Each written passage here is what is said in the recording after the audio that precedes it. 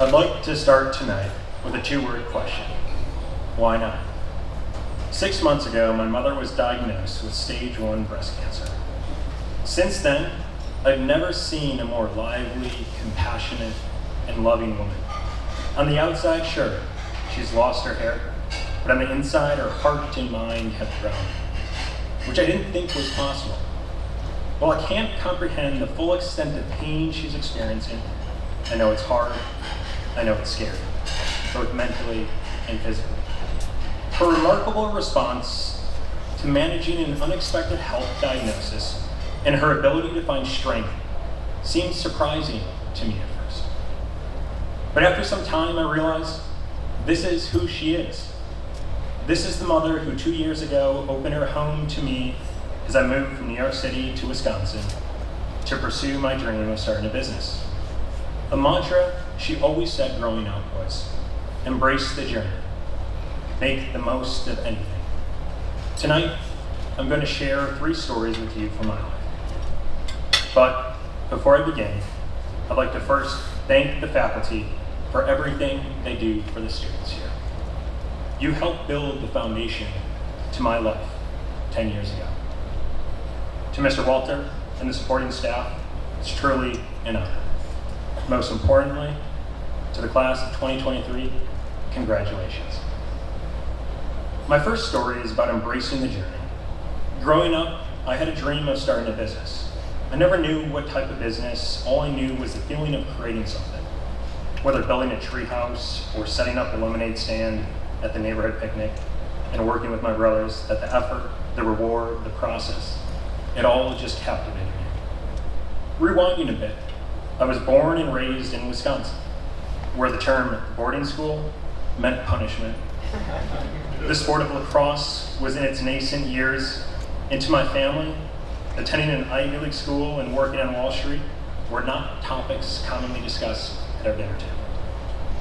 From the outside looking in, my story truly begins with my parents. I grew up in a 5-sibling, overly competitive family that became my unfailing support system. I was blessed with the opportunity to try new things and to have parents who believed in me, no matter what that opportunity was. The first time I played lacrosse was in 7th grade, and I fell in love with the sport. Despite being on one of the first teams in Wisconsin, my passion for the game created a goal and dream that I would play Division I lacrosse. Frankly, if it wasn't for meeting Coach Brown at a small lacrosse camp in Wisconsin, I wouldn't be here today. And I certainly wouldn't have gotten the opportunity to attend the University of Pennsylvania and to later be chosen to be the captain my senior year. Luck, fueled by my passion for lacrosse, opened the first door for me in 2011 when I arrived at Portsmouth Abbey as a 5th line. Remember those 2 words, luck and passion. Over the course of 2 years at the Abbey, what started as a laser-focused goal turned into an experience that gave me more than I ever could have imagined. From friendships, to mentors, to values of discipline and compassion. The first sentence of Portsmouth Abbey's mission statement is to help young men and women grow in knowledge and grace. While it's hard to realize in the moment, and mandatory study hall and 6-day classes can feel like a lot at times, I can attest that the preparation and the investment that Abbey makes in you will set you up for success.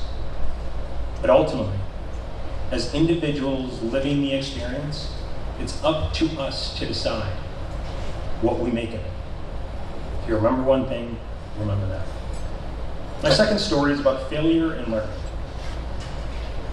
Failure often has a negative connotation. And while there is truth to that, I often view failure as an opportunity to learn and grow, as it's more important to understand why you didn't achieve your intended objective, and subsequently, how you respond to that moment of failure. I state that because we often avoid the feeling of failure, of being vulnerable, and instead pursue perfection, which I believe can limit our true potential. For me, failures are a defining feature of my growth and story. While on my entrepreneurial journey, I have countless anecdotes of failures that I could share. and ones that I experience on a weekly basis today. But I'm going to share one that is more applicable to you today. It happened 6 months after graduating from the Abbey. 2.83. That was my first semester GPA in college. After all of those conference periods with Mr. Hobbins and Mr. Maffey and that nightly study halls, I thought I was prepared for this. I may have overinvested my time in his social events and playing lacrosse and misinterpreted my mother's advice of embrace the journey. So how would I respond? Well, ironically, on one hand, I didn't have a choice. I was right back in weekly study hall, as our coach required it for anyone below a 3.0 GPA. On the other hand, simply improving my GPA wasn't going to be enough for me. I set my ambitions to graduate with honors, which would take a lot, but also a higher GPA would be a crucial part to getting the best possible job offer I could after college. Fast forward 3.5 years, I graduated with a 3.43 GPA in cum laude honors. For anyone quick at math, that average GPA I had to maintain over 7 semesters was fairly high. And let me tell you, those semesters were academically grueling and required more sacrifices and more work than I'd wished. Learn from me. Do not make that same mistake. Additionally, reflecting on this experience reaffirmed 2 lessons. First, believe in yourself and what you can achieve. Second, expect the unexpected. My last story is about commitment and change. After graduating from college, I moved to New York City with a job in finance. Embarking on an 18-hour drive in a packed minivan with my older brother, which we did 20 plus other times over the course of the past 6 years. The only difference this time is we blasted Frank Sinatra's New York song on repeat. We were ready to take on the world. Eyes wide open, the city was bigger and more lively than imagined, and more opportunities and connections than any other city in the world. As an economic history major, with a limited accounting and finance background, I felt a bit underprepared, but ready to learn as much as I could and work as hard as I could to succeed.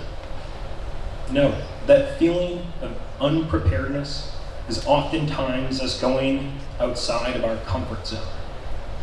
I'd highly recommend that you embrace that feeling of uncomfortableness, and further, to challenge yourself to go outside your comfort zone more frequently, as you'll often surprise yourself by what you can truly accomplish.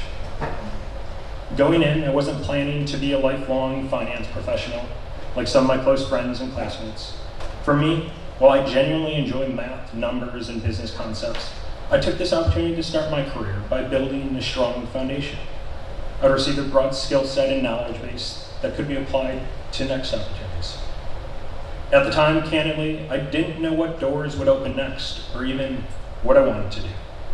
My focus was on making the most of this experience, being reliable by doing good work, being present by being the first one in the office, and being a sponge to learn anything and everything by applying myself.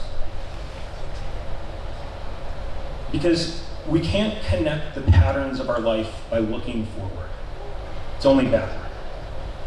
For me, this career experience in finance, with the principles and lessons learned, are the core to my success at running a business today. Cash flow, financials, and all the behind-the-scene details that aren't covered in the headlines. My experience at the Abbey strengthened my moral compass, and my time at Penn taught me how to work with and lead teams, both of which I rely on a daily basis today. After working at a bank with 30,000 employees for 2 years, I joined a 10-person e-commerce brand for 1 year before starting my logistics business during the pandemic. Whether you find yourself at a big or small company, or a top law school or average law school, take a moment and give it a chance. You really don't know what you want until you experience it. So act first and judge second. For my short career today, changing jobs was scary at times. There were risks, there were sacrifices throughout the process, similarly to leaving Wisconsin to attend Portsmouth Abbey. Through these changes, I had my heart and gut paired with my goals to act as guides, while holding closely onto a mantra my father frequently repeats: whatever you do, commit to it, 100%. Pursuing entrepreneurship was my end goal, but I didn't know when the time would be right. So embracing these experiences and making the most out of them was the most important aspect. To conclude, I hope that these stories and lessons learned from my unorthodox path from Wisconsin to boarding school to finance and entrepreneurship can shed light on how to think about your journey. I'd like to formally welcome you all into the Abbey alumni community tonight. And again, congratulations. It's been my honor. But before I go, I have one last thing. We shared the last digit of our graduation class year, 2013 and 2023. So that means we share 5 and 10-year reunions for the rest of our lives.